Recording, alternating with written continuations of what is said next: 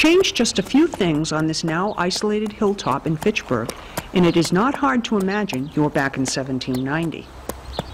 Travelers passed through here regularly. The road was a main north-south route. Residents of the area often had little to do with others in Fitchburg, but an effort to withdraw from the town and form a new community to be called Belvoir, in honor of the view including Mount Wachusett, was soundly rebuffed in town meeting. The neighborhood went its own way anyway. Residents built a schoolhouse and cemetery. Upton's Tavern provided a gathering place. Baptists were plentiful and not interested in being part of the established Fitchburg Church. In 1788, a meeting house was completed on the present-day Fitchburg line. Preachers from all Protestant denominations were welcome to lead services. The choices were wide. Passers-by were frequent because of the location, right on a thruway. We picture 18th century New England churches as having tall, thin steeples, being covered in white clapboard, with a neat yard and plenty of parking space for the family horse and conveyance. This simple gathering place was not much more than a hut, a small square building with a simple roof. Comforts were non-existent. This house of worship was so not upscale, it became known as the Lord's Barn. When Fitchburg was first settled, the town was mostly populated by English Protestants. Until the 1790s, all taxpayers contributed to the town's church, whether or not they attended services or were even in agreement with the denomination. John Payson, a graduate of Harvard College, was hired by Fitchburg in 1768. He had the only game in town, preaching at different locations, determined by the number of taxpayers in the locale. Rufus Torrey, in his 1836 History of Fitchburg, describes the town's first minister. Mr. Payson appears to have been a man of respectable talents, of a peaceful disposition, and of devoted piety. He was fortunate in having secured, for a long period, the love and respect of his people.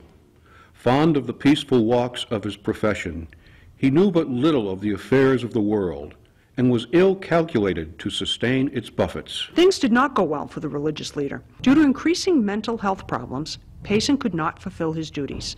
He was fired in 1794. He continued to reside here without any alleviation of his unfortunate infirmity until May 1804, when, being on a visit at the house of his brother-in-law in Leominster, he put a period to his existence by first taking poison and cutting his throat immediately after. In a lucid interval before his death, he expressed the most poignant grief for the act which he had committed. He died in the 59th year of his age and in the 36th of his ministry. His loving son erected a monument to his father, which still stands in the old graveyard on South Street. Beneath this tomb lie the remains of the Reverend John Payson, Master of Arts, one-time pastor of the church in Fitchburg, who died on May 18, 1804, at the age of 59, in the 36th year of his being a priest. He was a knowledgeable, exceptionally talented, and very easy-going man who was utterly devoted to his divine calling, a man more influenced by his studies and his theological experience, and by friendly advice and charitable works than by meaningless competition and greed's shabby goals. With names like Cowden, Kimball, Fitch, Thurston, Whitney, Hunt, and Wood, it is clear most early Fitchburgers were of solid British Protestant families. There were a few exceptions. William Henderson was known as the half-crazy Irishman. Several families owned slaves, and freedmen lived in town. But they were a contentious lot. Townspeople fought over where to build a new meeting house. Over the course of a decade, townsmen held 99 town meetings before deciding on the Upper Common, the present location of the Unitarian Universalist Church. Once mandatory taxpayer support of the church was ended, the religious scene in the homogeneous town exploded. In 1805, the Calvinistic Congregationalists split from the Unitarians. Then Baptists, Methodists, and Trinitarians formed more congregations and built more buildings. It was not a happy time in Fitchburg. Even Torrey didn't want to get into it too deeply. It has not been thought necessary to descend into the particulars of the unhappy difficulties which this town has experienced in its ecclesiastical affairs. The recital of them at the present time would prove to be rather painful than interesting, and perhaps an impartial account would give satisfaction to neither party. It will be enough to state generally that angry feelings were frequently indulged to an inexcusable extent. Neighbor was divided against neighbor, family against family, and sometimes husband against wife. If this excited state of feeling has now passed away, the writer would not incur the hazard of disturbing the calm by galling a tender wound. The meeting house on the Upper Common was moved to serve as town hall when the Unitarians built their brick church in 1837. Later, Greek Orthodox held services in the upper hall. Now, De Bonis Florist occupies the former church. The substantial church buildings existing today reflect the wealth of the city's pioneer industrialists. The present-day Unitarian church held 400 worshipers at each service. The building has seen many restorations and renovations over the years. The original straight pews were replaced with curved pews, echoing the graceful balcony.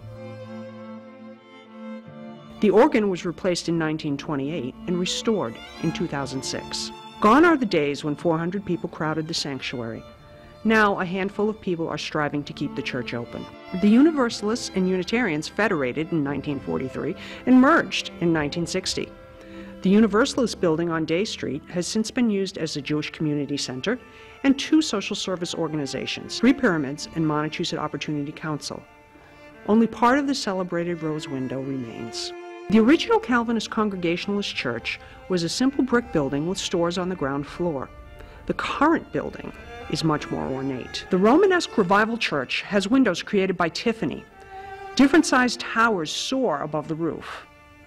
Although there was a long-standing rivalry between the Unitarians and the Calvinistic Congregationalists, the congregational clock was repaired in the mid-1950s through the generosity of Rodney Wallace, a staunch Unitarian.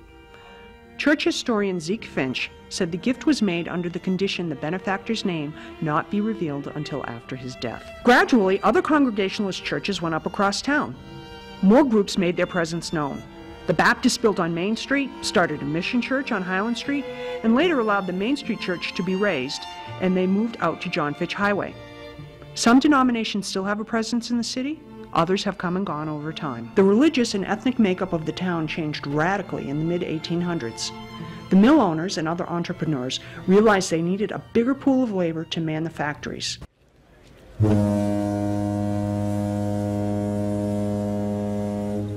Employers recruited cheap immigrant labor at the docks and brought men to Fitchburg to work on the railroad and in the shops and factories. Each immigrant group brought their religions with them. Irish Catholics were one of the first large groups to arrive. They settled in the Water Street area by the river, a neighborhood close to the railroad in a neighborhood called the Patch. When they could come to town, priests held Mass in private homes for the isolated Catholics. The first Mass was celebrated outside in 1845. The group grew rapidly, and as the shanties were torn down, they took these materials and constructed a 20 by 30-foot cathedral called the Shanty Cathedral in 1848. The Catholic population mushroomed. In 1854, there were 2,000 Catholics in Fitchburg. The Irish raised money to build a proper brick cathedral dedicated in 1880. The location served as the locus for new groups of immigrants. Mission churches formed for non-English speaking groups and became freestanding parishes. St. Bernard's was one of 4 Catholic churches closed in 2010. Despite the steeples and arches in the old structure, the building is no longer considered a church by Catholic officials. The stained glass windows have been removed and placed in storage so they can be offered for sale. Other churches of many denominations formed in Fitchburg to serve different communities. By 1900, there were French churches, German churches, and a Finnish church. The Italians began to arrive at the beginning of the 20th century. Many settled in the Patch, and Mass was offered in Italian. Many of the laboring immigrants were illiterate, even in their first language. As the Italian community became more numerous, and residents began to open businesses, they formed St. Anthony de Padua Church. Initially, the Italians met at St. Bernard's Church. The Mass was still in Latin, but at St. Anthony's, sermons and church records were in Italian. The church celebrated its centennial in 2008. The church provided a spiritual and cultural community, and just as importantly, gave these hardworking immigrants a hand up in assimilating into a new culture. The Depression and World War II slowed things down at the busy parish. Construction on a planned school was held off until 1951. The intent was them to build a school, but they got here, they got settled, there was a depression, there was a war. Depression, no money, war, no building supplies, materials. So it took till 51 before the school was built. The school has had rough times and good times. Enrollment has gone down to barely over 100. Now the enrollment is 244. We're full. We're absolutely full, and we have waiting lists. We would like to develop, hopefully within the next year, we're in the process right now of doing a feasibility study of raising the funds to build an addition on the school with a new gymnasium. But that'll take about $2 million, which is, we're going to have to really find out what resources we have. Is that conceivable at this time? The more established members of the church were able to help out returning servicemen. Immediately after World War II, when there was an extreme housing shortage, all the GIs were coming home, getting married, looking for houses, and there simply weren't adequate housing. And the hill on the top of Belmont Street, which is about a block and a half from here, was available. The parish bought the whole hilltop and put in several side streets and actually held the mortgages for members of the parish, mostly young men. And if you had $270 down, you could have a 5-room Cape Cod cottage. And if you go on the upper half of Belmont Street or any of the side streets off of Belmont Street, St. Peter's, St. Paul, St. Anthony, Mount Carmel, you will see multitudes of houses that are almost identical. Over the years, people have put in sunrooms and second floors and garages, but you see the core of the same house. And those were all built. It was pretty much the idea of Father John Capuano. It was an example, an early example, I think, of that sense that the parish has always had. They were a community more than just on Sunday. Canonically, in the Catholic Church, there's 2 types of parishes. There's what's called a territorial parish that has a certain chunk of land that it's responsible for, and then something called a personal parish, which means it has no land, it just has people. And so St. Anthony's, like some of the French parishes in town, were founded as personal parishes. They had no territory. They were simply for people whose primary language was Italian. Today, the church is no longer a dedicated Italian parish. Well, I don't think we have anyone in our parish whose primary language is Italian. The reality is we had outlived our mandate. Instead, the church is welcoming a new, non-European population. What we're seeing is an uptick in the city of Fitchburg of different ethnic groups.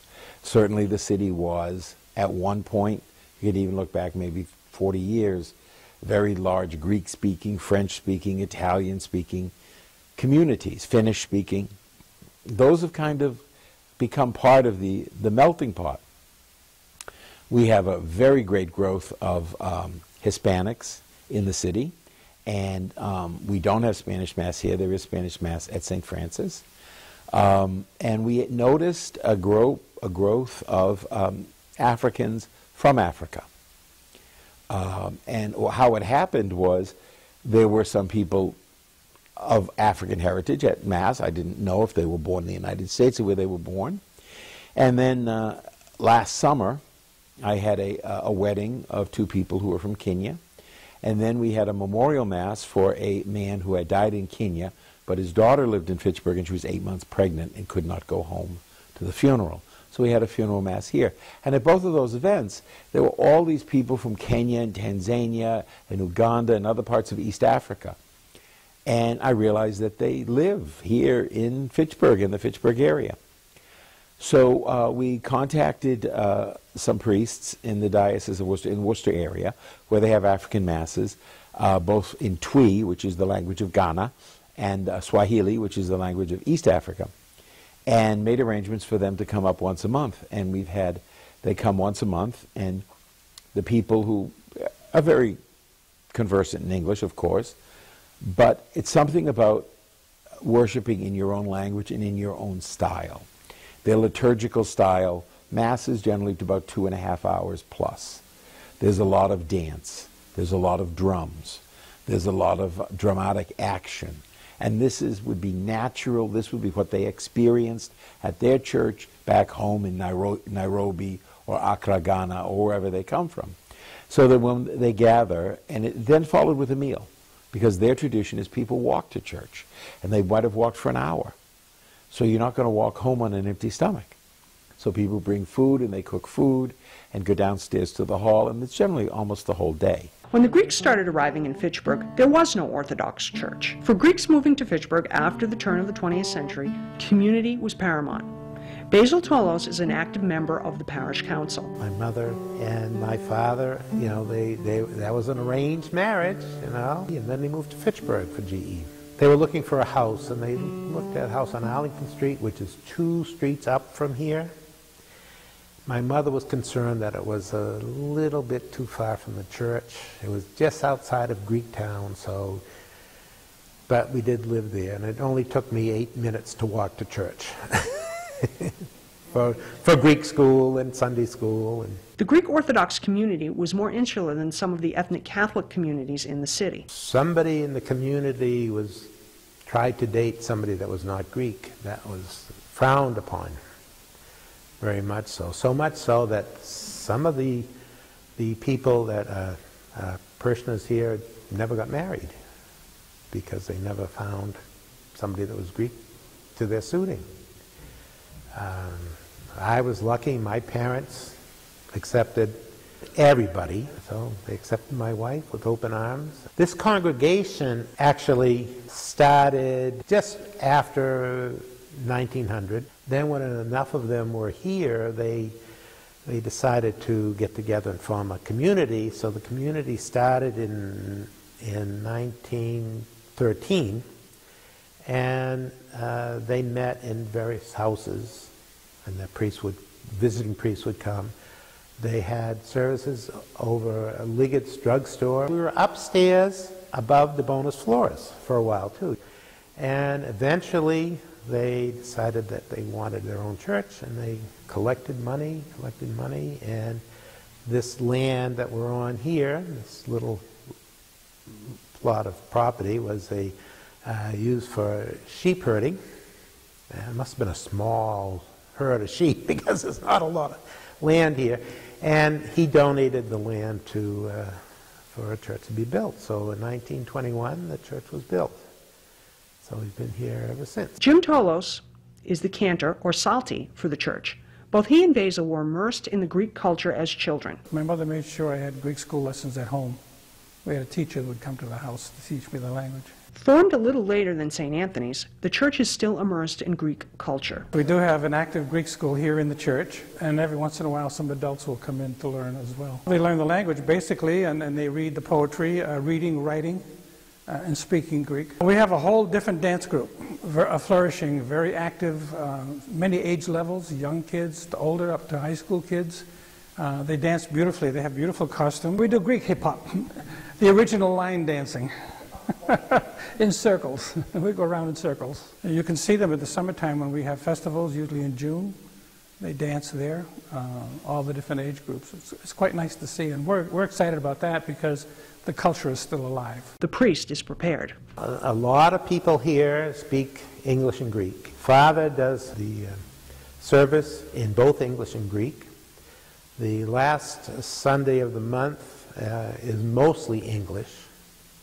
But the rest of the time, depending on who he sees out and sitting out here, he'll do more Greek or more English, you know. And so we serve both the English and the Greek-speaking people. Some of the congregants are not originally Greek Orthodox, but after a while, they begin to assimilate. My wife is not Greek, but people think she is because she knows where we are. You know, in the service, she knows the songs in Greek, and she prefers it in Greek, as a matter of fact. Την καινήν Ανάστασιν πρωτού σου πάθους πιστούμενος εκ νεκρών, ήγηρας των Λάζαρων Χριστέ ο Θεός, όδεν και ημείς ως υπέδες, τα της νίκης σύμβολα φέροντες, το τη νικηθή του θανάτου βόμεν. Όσαννα εν της υψίστης, ευλογημένος ο ερχόμενος, εν ονόματι Κυρίου. A non-Christian congregation formed in 1900. The Jewish community built a white, two-story synagogue on Bowtell Street. Like the earliest Fitchburg meeting houses, men and women sat in separate parts of the building. The new synagogue opened in 1960 and closed in 2003. The building now houses a Christian church. When the temple closed, the congregation wanted their holdings to benefit both Fitchburg and other Jewish congregations. With proceeds from the sale of the building, the congregation gave a brush fire truck to the city, which can be used if there's a fire on the upper story of the parking garage. They also gave an ambulance to Israel. The museum-quality Ark and Torahs were given to other congregations, so our synagogue would not be forgotten. Over the last few decades, Fitchburg has seen an influx of Southeast Asians. Like other immigrant groups before them, they escaped difficult living conditions. A temple for Laotian Buddhists occupies the former Richardson Road School. Laotians came to this area and formed a temple. The monk has been here for 2 years and 7 months. A long time the Lao countries have the war, so Lao people come to Americans, and I think that because they don't like and they have the war, and they move to the camp in Thailand, and after Thailand they come to America, and Lao people and in other states in American, many states in American. Some people come to Fitchburg. I think they like Fitchburg city and like people here and would like to find a good job in Fitchburg. Many of the members live in Fitchburg, but some of the members travel a fair distance to attend. The closest other temple is in Lowell. Laotians are looking for jobs and accepting positions as laborers like earlier immigrants did. They work in the factory and company. The monk teaches classes at the temple, hoping to keep the unique culture alive in a new American home, and also to welcome Americans into their culture. Last year, I teach Lao students or Lao teen, or even American also come to learn. I teach them Lao culture and Lao language because I want the Lao teen, Lao kids who born in American. I want them to know their backgrounds or Lao culture and Lao language. Teaching can be a challenge, though. When I was in Laos, I teach also, but it is easy because I teach in Lao language. But in American, I teach in English and explain in English, so it is difficult for me to explain also. But I still funny and happy, and I love them. Like earlier churches, both religion and culture play a part in drawing people into the temple. A recent celebration of Laotian New Year drew hundreds of people to the temple for the day. Showing respect is an important part of the religion. In Lao culture, when Lao people see each other, they like to respect like this. We can say right or no, yes. And if we respect to the monk, the same like this, our thumb is like this. If we respect to parents, like this. If we respect to teacher, like this. If we respect to own people, like this. Respect to friends, like this. Namo tassa bhagavato arahato samma sambuddhassa. Namo tassa bhagavato arahato samma sambuddhassa. Namo tassa bhagavato arahato samma sambuddhassa. Not all is serious, though. The serpents, or nagas, outside the temple received balls of rice during the New Year's service. The monk explained the serpents are not part of the Buddhist religion, but part of the culture. According to mythology, the Nagas wanted to become Buddhas, but were not allowed to try because they were animals. Instead, they stay very still outside the temples. Fitchburg is a place of immigrants.